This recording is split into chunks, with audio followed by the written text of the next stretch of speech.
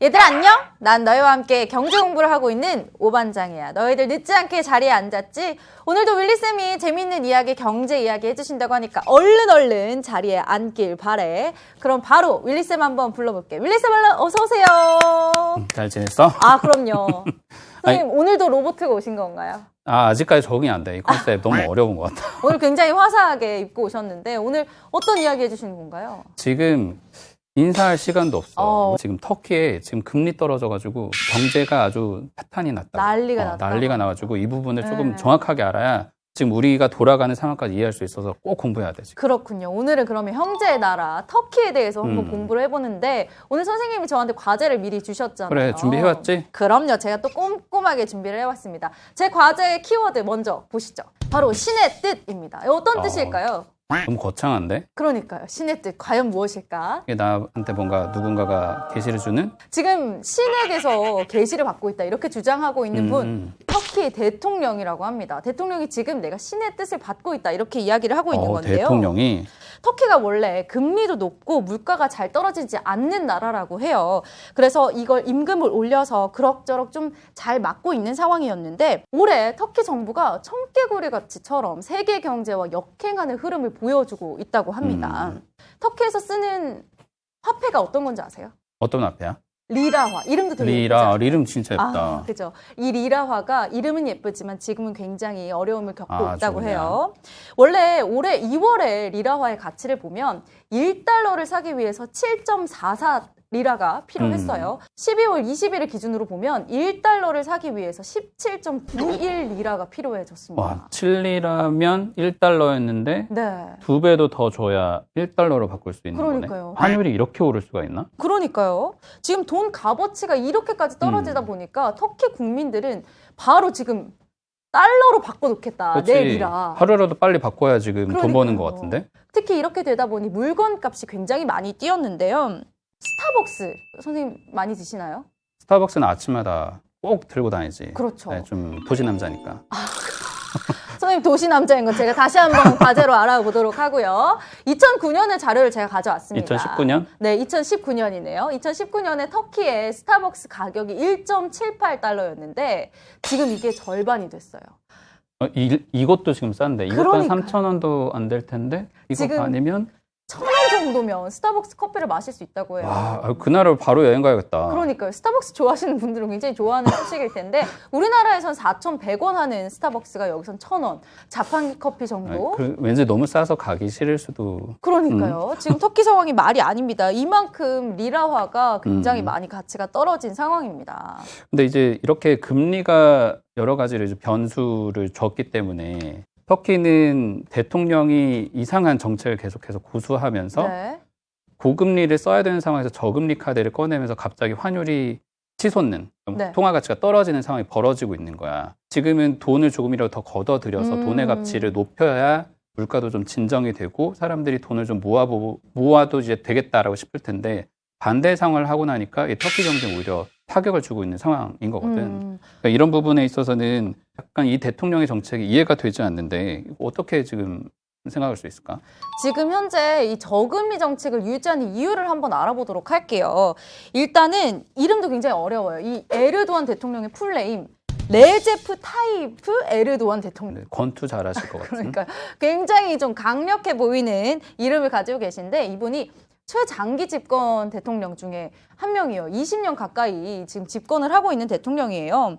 원래는 2000년대 초 21세기에 들어서는 굉장히 정책을 잘한다 이런 칭찬을 많이 받았던 대통령입니다. 터키의 빈곤율을 절반 가까이 줄이기도 했고요. 또 GDP는 터키의 4배 정도로 키우면서까지 지지율이 굉장히 높아졌다고 해요. 그런데 이분이 이슬람 색채가 굉장히 강한 분이셨던 거죠. 그래서 이 이슬람과 좀 대비되는 서방 국가, 유럽과 미국과 좀 반대의 길을 걷고 있는 겁니다. 이 부분을 좀 첨언하자면 굉장히 공부를 많이 해왔네. 그럼요. 역시 똑똑한 오반장이야. 보면은 원래 에르도안 대통령이 이렇게 이슬람 색채가 강한 대통령은 아니었다고 그래. 근데 이제 터키의 탄생부터 해서 그 어떤 맥락을 이어오던 역대 대통령들이 있는데 본인이 집권하기 위해서 초반에는 이런 색채를 내지 않고 그 당시에 방금 얘기한 것처럼 실업률도 낮추고 경제도 좀 활성화시키고 하는 여러 가지 성과들을 냈었던 거야.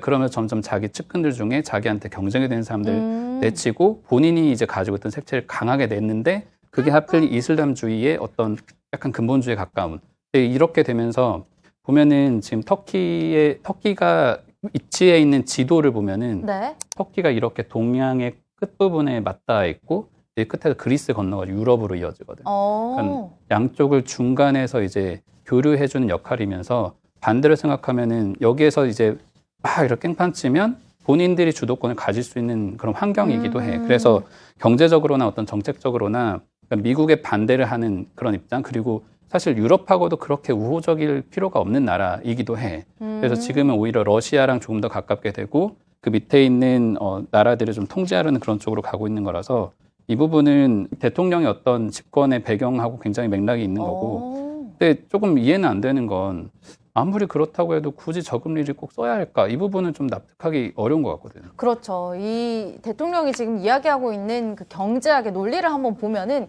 근데 좀 이상하기는 해요. 지금 현재 리라화의 가치를 줄여가지고 이제 수출에서 좀 유리한 입장이 되겠다. 그래서 실업률도 높이고 수출에 대해서도 우리가 이익을 좀 더 가져오겠다라는 게 이 에르도안 대통령의 경제학 논리인데요. 과연 얼마나 실행이 될지를 봐야 될 것 같아요. 그래서 현재까지도 얼마 전에 TV쇼에 나와서 저금리 정책 철회하지 않겠다. 계속 가져가겠다. 이렇게 얘기까지 하면서요.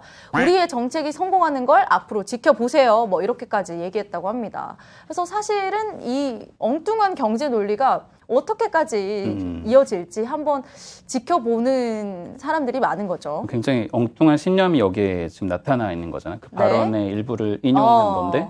여기서 보면은 제가 번역을 해드리겠습니다. 이 이자율이라고 하는 것이 악의 어머니이자 아버지다. 악의 원천이다. 이렇게까지 얘기를 하는 거죠. 진짜 이게 강한 말이네. 그러니까요. 무슬림 신도로 알려져 있는데 이 대통령이 코란에 이런 이야기가 있어요. 고금리는 죄악이다.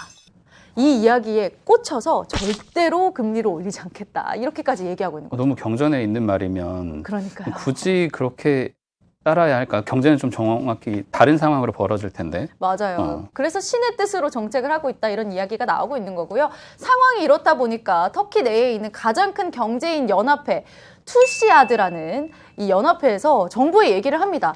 지금 당장이라도 저금리 정책 철회하고 좀 정상적인 경제학 논리로 좀 하자라고 얘기하니까 이 대통령은 너희가 지금 정부에 반항을 하는구나라고 하면서 분노했다고 합니다. 아니, 신을 믿고 있는데 경제학자 말을 들을 이유가 없지. 그러니까요. 기본적으로 또 중앙은행 같은 경우에도 독립을 좀 보장해줘야 되는데 총재들도 다 경질해가면서 본인 뜻대로 금리들을 계속 내리게끔 압박을 하고 있는 거잖아. 그렇죠. 지금도 보니까 아까 터키가 지금 기준금리가 19%에서 14%로 내려왔는데 네. 더 내릴 거라고 하는 거야. 한편으로는 터키가 지금 좀 그럴 만한 사정이 있어 보이는 게 터키는 우리나라처럼 뭐 제조업을 해가지고 해외에서 달러를 벌어들이거나 뭐 외화를 벌어들여서 경제를 좀 지켜낼 수 있는 그런 구조의 나라는 아니야. 그러니까 원래는 농업이나 관광이 주수입이었는데 관광 같은 경우는 지금 코로나 때문에 거의 다 망가졌지. 그리고 농업 같은 경우도 한 절반밖에 차지하지 않아. 나머지 부분에서 서비스를 하든 그 관광 외에 어떤 기타 수입들이 필요할 텐데 이게 부족하다 보니까 굉장히 매체를 많이 쓰고 빚을 많이 지고 있는 그런 나라가 돼 있거든. 그렇다 보니까 이런 빚을 많이 지고 있는 나라가 금리를 자꾸 올리게 되면 빚의 규모, 갚아야 되는 것들이 늘어나게 되고 나중에 이것들을 갚지 못했을 때 경제 충격이 올 수 있잖아. 이것들을 걱정하는 거고 이 사진 알고 있지? 네. 열기구네요. 터키의 제일 유명한 카파도키아. 너무 예쁘다. 코로나 시국만 아니면 다들 가고 싶어 할 진짜 가고 싶은 것 같은데. 너무 가고 싶어요. 그런 이런 여행지를 가지고 있는 나라가 제대로 그 자산을 쓰지 못하고 있는 상태고 또 하나의 원인은 아까도 얘기했지만 이 터키가 여기 중앙에 있고 사진에서는 네. 그리고 그리스 그리고 쭉 이어서 유럽으로 이어지고 이쪽은 러시아랑 중국이지. 근데 여기는 분쟁 국가들이야 다. 그러네요. 시리아, 이라크, 요르단, 이란 그 밑에 사우디가 지키고 있지.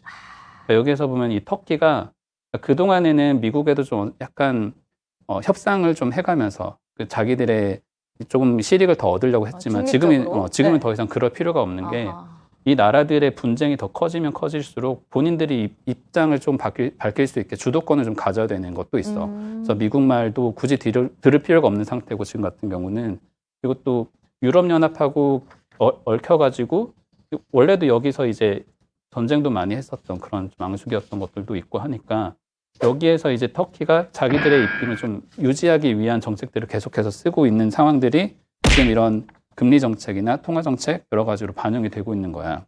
그렇게 돼서 에르도안 대통령의 입장이 단기간에 바뀌기는 좀 어렵고 이 사람의 입김에 따라서 앞으로도 이제 터키의 어떤 저금리 정책, 이로 인한 환율의 변동이나 이런 것들이 네. 계속 나타날 수 있다고 좀 보여지는 부분이지. 제가 조사를 해보니까 물가 상황이 정말 심각하더라고요. 그래서 사실 어느 정도야? 월급이 그대로잖아요. 월급은 그대로인데 내가 구매할 수 있는 구매력이 확 떨어진 거죠. 우리가 스마트폰을 100만 원 정도면 사는데 이제는 200만 원을 줘야지 살 수 있는 상황이 된 거예요. 터키 리라로 했을 때. 그렇죠. 이런 상황이 이어지다 보니까 뭐 일부 여객선은 비용을 충당하지 못해서 운항을 금지하기도 했고요. 이제 중단하기도 했고 여러 가지 상황들이 많이 지금 벌어지고 있다고 합니다. 특히 또 애플 같은 경우는 이제 해외에서 이때다 해가지고 직구를 하려고 왔던 외국인들이 많았어요. 그래서 이 꼼수를 알아챈 애플이 일시적으로 온라인 판매를 중단하기도 했다고 합니다. 그 소식 듣고 들어갔더니 중단돼서 다시 들어가 봤거든. 네. 그래서 싸겠구나 계산을 지금 해봤단 말이야. 네. 근데 이거 해보면 똑같은 가격이야. 아하. 그러니까 원래 가격의 2배로 인상을 해버려가지고 어허. 지금은 애플 앱스토어에서도 굳이 지금 뭐 싸게 팔 이유도 없는 거고. 역시 애플도 똑똑한 것 같아요. 약간 직구할 기회를 한번 놓쳤어. 그러니까요. 제가 또 하나 선생님한테 질문을 드릴 게 터키에서 생산하고 있는 굉장히 맛있는 것 중에 하나가 있어요. 어떤 건지 혹시 아시나요? 터키? 먹을 것. 터키 하면 김연경인데. 네, 그렇죠. 먹을 건 잘 모르겠고. 김연경 선수 굉장히 제가 팬이기도 한데 어쨌든 이 헤이즐넛이 굉장히 유명하다고 헤이즐넛? 해요. 네, 아시죠? 커피가 유명하다는 얘긴 들었는데. 이 견과류 차를 많이 마신대. 아, 그런가요? 낙하상식. 어쨌든 제가 말씀드리는 건 헤이즐넛이고요. 이 헤이즐넛이 굉장히 중요한 부분이긴 한데 이 헤이즐넛을 생산하는 농부들이 수입 비료의 가격이 3배 이상 뛰니까 생산을 좀 줄이기 시작했어요. 이렇다 보니까 헤이즐넛으로 만드는 굉장히 맛있는 제품이 하나 있어요. 악마의 잼. 바로 누텔라. 아, 누텔라 잼. 누텔라 잼 그럼 우리 이제 못 먹는 거야? 그러니까요. 누텔라 잼에 대한 이게 공급망에 공급난이 좀 우려가 되는 상황인 누텔라 거죠. 잼 가격도 오르겠구나. 그러니까요. 이런 상황이 이어지다 보니까 터키 하나의 사례가 아니라 앞으로 어떤 파장이 있을지 계속해서 지켜봐야 되는 상황이 되고 있는 겁니다. 실제로 그 식용유 같은 식료품도 이제는 사재기를 할 수 있다라는 우려가 있기 때문에 인당 제한을 걸었다고 해요. 아, 한 사람이 몇 개씩. 그렇죠. 한 사람이 2개까지만 뭐 제한을 해서 살 수 있다거나 이렇게 하고 있고 사실 명품샵 같은 경우는 터키에서 이미 많이 빠져나갔다고 합니다. 명품 같은 경우는 가격이 일단 비싸야 장사가 되고 애플도 마찬가지로 본인 제품들이 좀 있어 보여야 되는데 환율이 변동해가지고 가격이 떨어지는 느낌이 나면 너무 손해겠지. 그렇죠. 그런 면에서는 터키 경제에 단기적으로 좀 부정적인 부분인데 근데 또 하나 이제 부정적인 게 이런 부분들이 이제 그런 글로벌 기업들이 이탈하는 것도 있고 그 기업들은 대부분 미국 달러나 아니면 유럽에 기반을 둔 회사들이잖아. 그리고 터키에 들어가 있는 자금들, 투자 자금들도 그동안에는 터키가 이제 어떤 뭐 물가도 싸고 하니까 관광 수요도 늘겠다 싶어서 자금들도 또 많이 들어와 있었단 말이에요, 사실은. 네. 근데 갑자기 이제 환율이 너무 갑자기 변동을 해버리니까 믿을 수가 없잖아, 이 나라의 정책을. 도망쳐야죠. 갑자기 신 얘기하고. 그렇죠. 경제 정책인데 무슨 신이야.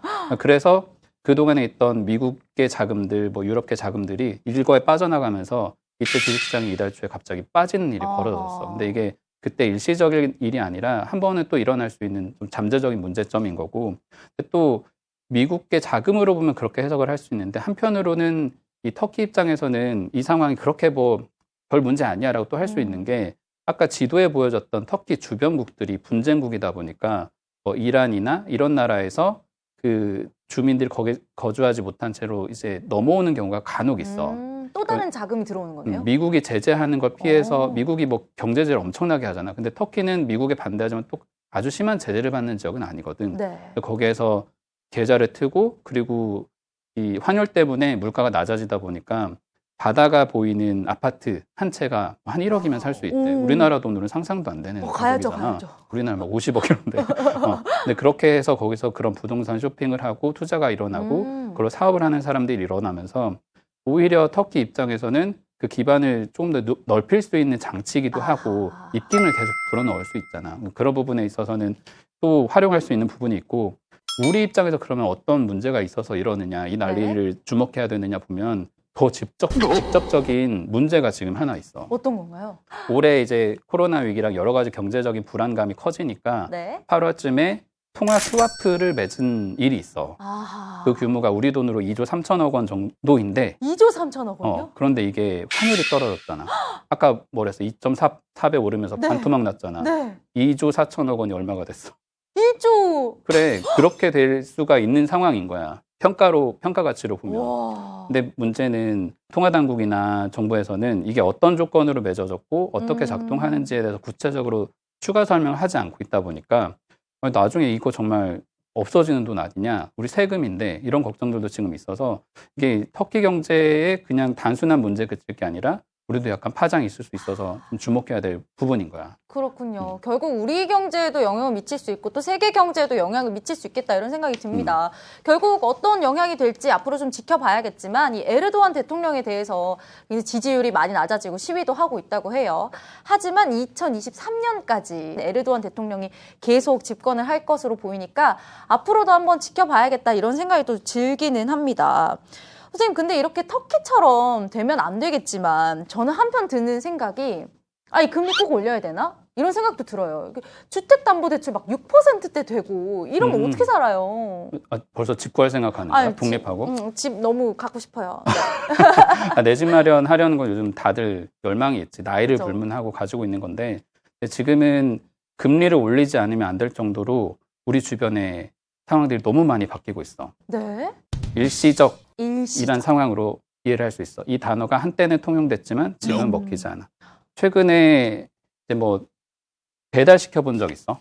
배달 시켜 먹죠. 어제도 시켜 먹은 기억이 납니다. 치킨 값이 갑자기 오르면서 요즘 치킨 값들이 웬만하면 다 2만 원, 그리고 배달 붙으면 2만 3천 원. 슬퍼요. 이러다 한 2만 5천 원 되는 것, 그런 시대가 올지도 몰라. 지금 이게 물가가 올라서 치킨 값도 굉장히 많이 올랐다 이러는데 치킨뿐만 아니라 다른 것도 많이 오르고 있잖아요. 선생님. 맞아. 치킨 하면은 빠지지 않는 게 맥주, 콜라 이런 그럼요. 것들이잖아. 근데 없으면 전부 다 안 되죠. 같이 가격이 오르고 있어. 맥주 같은 경우도 하이네켄 코리아에서 서비스하는 맥주 값들을 다 인상하겠다라는 방침을 대놨고, 네. 그리고 콜라나 사이다도 한 뭐 퍼센테이지로 치면 6%, 7%. 뭐 올해 초에도 이미 한 번 올린 적이 있는데 가격을 또 올려가지고 아까 이제 터키가 지금 1,000원이면 1,000원도 안 되는 500원? 네. 500원에 먹는 콜라를 우리나라에서는 4,000원에 먹어야 되는 그런 상황이 되는 거야. 그러면 엄청난 차이지. 4캔에 10,000원이라는 그 직장인의 행복은 어떻게 되는 건가요? 그런 거는 이제 과거예요. 당분간은 이제 즐길 수 없다. 안 됩니다. 당분간이 아니라 앞으로는 이제 쭉 안타깝게도. 그래서 이제 이런 문제가 왜 벌어지고 있느냐 하면 이런 문제가 지금 우리나라만의 일이 아니라 우리나라 이게 지금 11월 기준으로 했을 때 소비자 물가가 작년 대비 얼마나 올랐나 네. 통계를 낸 것들이야. 나라별로. 지금 몇 개 나라만 다 지금 올랐네요. 예시를 했는데 네. 우리나라가 지금 11월에 3.7%, 그리고 여기가 중국이잖아. 네. 중국이 12.9%. 네. 10,000원 하던 게 11,000원 하고. 어머. 미국도 마찬가지로 6.9%. 미국 같은 경우는 30년 만에 거의 최고 수준이라고 하니까 계속해서 지금 달달이 기록을 갱신하는 중이고, 아까 가장 심각했던 터키가 21%. 근데 이것도 조작했다라는 얘기가 있을 정도로 엄청나게 많이 오르고 있대요. 선생님, 근데 우리나라 3.7%면 그럼 괜찮은 거 아니에요? 선방한 건가요? 지금 보면, 그래서 이걸 보면 우리나라가 지금 이거는 지금 10월 자료를 잘못 입력했는데 3.7이고 쭉 다 초과했잖아. 그죠. 이미 이 선을 넘어버렸잖아. 잘한 거 아니에요? 아니야. 원래 금리는 물가는 이렇게 2% 정도를 유지해야 적정한 거야. 왜냐면은 우리 월급이 2%, 3% 잘 안 오르잖아. 야금야금 녹아내리잖아. 네. 그 이상을 넘어가면 안 되는 거야, 물가는. 근데 이제 그걸 초과했고 아슬아슬하게 미국이나 이런 나라들은 다 더 심각한 상황으로 가니까 사람들이 같은 돈을 가지고 똑같은 경제 활동을 할 수 없게 되는 문제가 발생하겠지. 그럼 다 못했는데 우리나라가 그나마 조금 덜 못한 수준인 거네요. 그렇지. 다 못한 거고 이걸 뭐 잘했다라고 할 수 없는 그런 숫자인가. 그래서 정부든 뭐 통화 당국이든 이거에 어떻게 속도 조절을 해야 되는 그런 심각한 상황이 오고 있어서 다들 걱정을 하고 있는 거지. 근데 전 궁금한 게 그러면 이 물가가 오른다. 뭐 우리 인플레이션이라고 하잖아요. 이 인플레이션이 왜 문제가 되는 거예요? 인플레이션이 어떻게 발생하는지 알고 있지. 그럼요. 알지만 저희가 선생님께 설명할 기회를 드리도록 하겠습니다. 인플레이션은 네.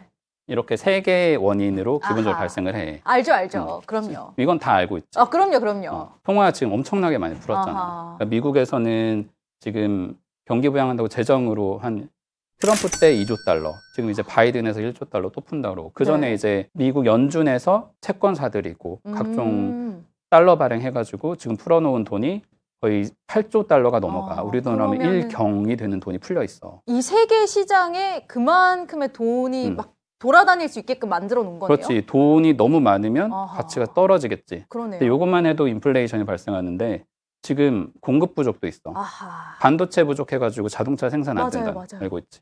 자동차가 지금 생산 공장에서 출고해가지고 가득해야 되는데 네. 뭐 텅 비어 있거나, 부품 그리고 없이 나가거나. 아까 아이폰 같은 경우도 구매했는데 지금 물건이 없어가지고 그게 또 조달이 잘 안 되거나 이런 문제들이 발생을 하는 거고, 또 하나 문제가 사람도 부족해. 사람도 부족. 그러니까 미국 같은 경우인데 우리나라는 조금 덜하지만 미국은 그 경기 부양한다고 자금을 다 풀어가지고 최저임금을 받는 것보다 그냥 정부지원금 받고 사는 게 더 도움이 되니까 그럼 일할 이유가 없는 거네요? 그래서 일을 할 이유가 없는 거야. 아하. 그래서 사람들이 일도 안 하고 오히려 실업률은 안정돼 있는 상태고, 근데 또 기업들은 되게 급하니까 임금을 계속 조금이라도 이렇게 더 줘서라도 삶을 구해야 되는 약간 이런 아이러니한 상황이 벌어지고 있는 거고, 그런데 한편으로는 물건 사고 싶어 하는 사람들은 너무나 많아. 아하. 돈이 풀렸잖아.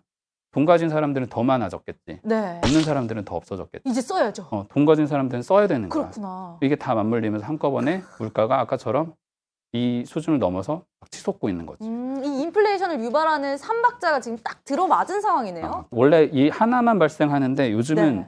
너무 이게 한꺼번에 발생해서 심각하다는 거야. 이런 국가가 또 있지 않았나요? 인플레이션 굉장히 크게 겪은 국가가 있었던 걸로 아는데. 인플레이션으로 아주 고생한 나라가 관리를 못한 나라지 사실. 지금 여기 가려져 있는데 미국이 이렇게 있잖아. 네. 이 미국 남미로 이어진 여기 딱 선이 있어. 아까 멕시코 이란처럼. 근처. 네. 여기 베네수엘라라는 나라가 있어. 베네수엘라. 들어봐서 알고 있지. 알죠.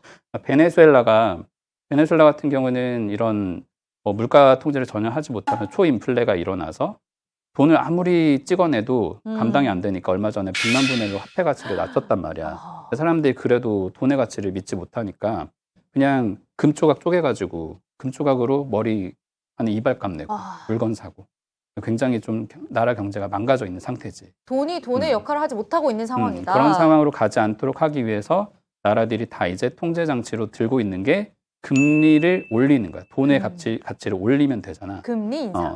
금리가 이제 돈의 가치를 높이는 그런 장치인데, 네. 그렇게 해서 그동안에 많이 풀린 돈들이 조금 더 낮아지는 걸 방어하는 역할을 해줄 수 있는 거야. 그래서 이제 금리를 올리겠다고 하는 거지. 네. 제가 뭐 요즘에 뉴스를 열심히 또 보잖아요. 보니까 선생님이 말씀하셨던 그 금리 인상 굉장히 이야기를 많이 들었어요. 뭐 한국은행에서도 그런다고 하고 연준에서도 그런 얘기를 하고 있는데, 뭐 테이퍼링을 빨리 끝내고 금리 인상을 하겠다. 이게 어떤 의미인가요? 그래서 연준에서 지금 그동안에는 이 제롬 파월 연준 의장이 이전에 이제 코로나가 터지기 전까지만 해도 연준에서 그동안에 2008년 금융위기 이후 풀었었던 자산들을 다 이제 줄이는 조치들을 해왔단 말이야. 근데 어쩔 수 없이 돈을 계속 찍어냈잖아. 제롬 파월이 찍고 재정정책으로 찍어내고. 그래서 돈이 넘쳐나면서 지금 이렇게 일경이라고 하는 엄청난 자산이 풀려났는데, 일경. 그동안에 그런 정책들을 써왔는데 이제 그럴 수 없는 상황이잖아. 물가가 너무나 많이 올라버리면서 이걸 통제를 해야 되는 상황이 오니까 네. 파월이 올해 상반기까지만 해도 이렇게 물가가 오르는 건 그냥 일시적일 거야. 그동안에 이제 코로나로 인해서 재정정책을 썼었던 게 조금 불가피하게 부작용이 나타나는 거야. 해서 잠깐이야. 그래서 잠깐이라고 하는 이런 트랜지토리, 일시적이야라는 말을 계속해서 그 기자회견하거나 이런 나오는 문서들에 붙여 썼단 말이야. 근데 갑자기 이 말이 지금 이제 은퇴할 때가 됐다. 리타이어. 그러면서 이 단어를 떼버린 거야. 그래서 영속적으로 앞으로 당분간은 인플레이션이 계속 이어질 수 있다라고 걱정을 하는 거지. 인정을 한 거네요. 인정을 해버린 거야. 그래서 일시적이었던 게 일시적이지 않게 됐다. 그래서 그동안에 풀었었던 걸 자신이 이제 번복하고, 사람들이 원래는 비둘기파여가지고 돈을 많이 풀 수 있겠다 앞으로도 그렇게 기대를 했었는데 전혀 아닌 거야. 이제 지금은 트럼프 때 맡았었던 돈 풀어서 경제 살리고 주가 올리고 이런 임무가 아니라 지금은 이제 바이든 행정부는 경기를 안정시키는 게 최우선 목표잖아. 네. 지금 코로나 충격도 완화시켜야 되고 다시 미국 경제도 되살려야 되고. 그래서 기반 다시 닦아야 되는 임무를 이 사람이 맡고 있는 거예요. 그래서 인플레이션이 이대로 계속되는 걸 막기 위해서 금리를 올리겠다라고 한 거고, 그동안에 이제 풀었었던 것도 이제 점점점 줄여나가겠다라고 하는 테이퍼링을 이제 정말 본격적으로 할 수밖에 없는 상황인 거지. 그래서 비둘기파에서 지금은 매파로 좀 돌변한 맞지. 모습을 보였다. 원래 매파였는데 비둘기파인 척 했다, 그런 말도 좀 나오고 아, 있고. 정말요? 이 사람의 본심을 알 수가 없다. 아, 연기를 했던 걸 수도 있겠네요. 타고난 줄타기 선수. 그런 게 아닐까. 아, 그렇군요. 이 미국이 금리를 올리는 게 이 태평양을 넘어 있는 우리에게 도대체 뭐 무슨 의미가 있길래 이렇게까지 중요한 거예요? 엄청나게 의미가 있지. 왜요? 미국 무시하고 살아갈 수 있어? 미국 없이 우리가 미국 너무 필요한 친구 없으면 안 되죠. 중국 옆에 붙어 있지만 우리가 그럼요. 중국하고 뭔가 거래를 해서 그걸 통화를 유지하거나 할 수 있는 상황이 아니잖아요, 사실은. 그렇죠. 미국이 가지고 있는 이런 달러 패권 아래에서 달러 가치를 얘네가 올리겠다는데 그럼 달러하고 교환해서 우리 돈도 가치를 같이 올려줘야 맞잖아. 아니, 안 올리고 있으면 우리 돈은 외면받겠지. 그렇죠. 점점. 그러면 주식이며 우리나라 이제 채권이며 투자했었던 자산들이 한국에서 있을 이유가 없다 하면서 빠져나가게 되는 거야. 그래서 미국이 지금 앞으로 이제 내년부터 금리를 본격적으로 올리게 되면 지금 0% 시대가 완전히 끝나게 되는데, 우리나라하고 미국하고 한 1% 차이 내외 정도의 금리 차를 유지를 하는 수준이야. 네. 그래서 올리게 되면 앞으로 우리도 올려야 되는 상황이야. 근데 이제 미국이 먼저 올리고 우리가 나중에 올리면 빠져나가고 소일코 외양간 고치는 거잖아. 그죠. 그럴 수가 없으니까 이주열 한국은행 총재가 계속해서 시그널을 보내. 아, 선제적으로 하겠다. 입을 계속 약간 간질 하고 있는 거야. 네. 그렇게 해서 이제 평균에 나온 게 이제 기준금리 끌려가지 않겠다. 미국에 끌려가지 않겠다. 나 미리 올릴 수 있을 테니까 투자하시는 분들 걱정하지 말아요. 이렇게 계속해서 안심시키고 아하. 실제로 행동을 할지 안 할지는 모르지. 할 수도 있고 그 시점이 언제지는 모르겠지만 당장 당신들이 걱정할 정도는 아니에요라는 시그널을 보내면서 시장을 계속해서 안정화시키는 작업을 하고 있는 거예요. 그렇군요. 지금 결국은 뭐 한은에서 먼저 선빵을 날릴 수도 있다. 뭐 이렇게까지 경고를 한 건데. 선빵 좀 그런. 네. 지금 그러면 전망은 어떤가요? 지금 앞으로 어떻게 될까요? 이 금리 상황. 우리나라 금리 같은 경우는 지금 이제 1% 찍었고 내년에 원래 한 2차례 정도 했는데 우리도 3번 올릴 수 있을 거. 또 3번. 많게는 그럴 수도 있다라는 거잖아요. 가능성인데 내년이든 내후년이든 결국에는 2%밑 언저리, 한 1.75% 정도까지 금리가 오르게 되고 대출 이자 같은 건 5%, 6% 찍을 수 있고, 미국은 당연히 우리나라보다 조금 더 빠른 속도로 금리를 올리면서 인플레가 우리나라보다 훨씬 높잖아. 우리나라 그렇죠, 3%대인데 지금 막 7% 바라보고 있으니까 그걸 억눌러야 되는 입장에서는 좀 더 빨리 행동할 수 있고 그 충격이 이어질 수 있다는 거를 걱정하고 있어. 그래서 지금 보면 가장 직접적인 게 이런 투자 시장이잖아. 주식 시장이네요. 주식 시장인데 미국 S&P 500, 미국에서 다우보다 더 많은 500개 기업들 대표 지수잖아. 여기서 지금 지난달까지 한 고점 찍다가 잘 넘지를 못하고 있어. 그리고 지금 뭐 터키 이슈도 터지고 그리고 파월이며 이런 금리 이슈도 좀 걱정이 되고 하니까 앞으로 테이퍼링 되면은 여기로 돈이 더 안 돌겠네 하면서 걱정이 생기면서 횡보하던 게 이렇게 지금 빠지고 있는 거예요. 그래서 이 시장이 굉장히 지금 좀 걱정이 많아진 시장이다. 지금 여기에 첨부하지 못했는데 곧 있으면 크리스마스잖아. 그렇죠. 산타가 오는 랠리, 산타 랠리를 기대를 많이 했었어. 근데 요즘에 도는 거 보니까 산타가 이렇게 누워있어. 산타가 이렇게 누워 계신 산타 이제 못 오실 것 같다. 휴업을 하셨구나. 그렇게까지 걱정을 하고 있는 상황이라서 연말까지 조금 시장을 좀 조심스럽게 지켜봐야 되는 게 맞는 것 같아요. 네, 그럼 우리 2030 적금해야 되는 재테크는 어떻게 좀 전망이 좋은가요? 거기까지 가면 적금은 당연히 지금 이제 해야지. 적금을 지금 해야 될 때가 돌아왔다. 적금 같은 경우에는 내가 카드 상품이든 뭐 좀 이용하는 은행이 하나가 한정돼 있으면은 10%짜리 특판 상품이 나오기도 했어. 물론 그것대로 하기가 굉장히 까다롭긴 하지만 그런 조건이고, 앞으로는 뭐 기본적으로는 뭐 3%에서 뭐 4% 정도 기대할 수 있는 것들도 나오니까 그런 상품들을 오히려 초년생이라면 이용해 보는 게 좋고, 투자했던 분들은 아까 얘기한 대로 일단은 조심하고 대응을 소나기는 피해야 되겠다 라는 생각이 좀 드네. 네, 좋습니다. 우리 오늘 너희들과 함께 공부해본 금리 이야기 오늘 어땠는지 궁금하네. 경제에서 가장 중요한 금리, 기준금리도 그렇고 미국도 어떻게 하는지 우리가 함께 지켜봐야 하는 이유를 알아봤는데 이제 앞으로 우리가 적금을 들지 뭐 주식에 투자를 할지 재테크에도 생각을 해볼 수 있는 부분인 것 같아. 너희들도 오늘 공부 굉장히 많이 했지. 이거 복습 잘하고 다음 시간에 윌리쌤이 또 재미있고 또 유익한 경제 이야기로 돌아오신다고 하니까 여기서 인사하도록 할게. 윌리쌤 고생하셨어요. 안녕. 또 봐요. 얘들 안녕.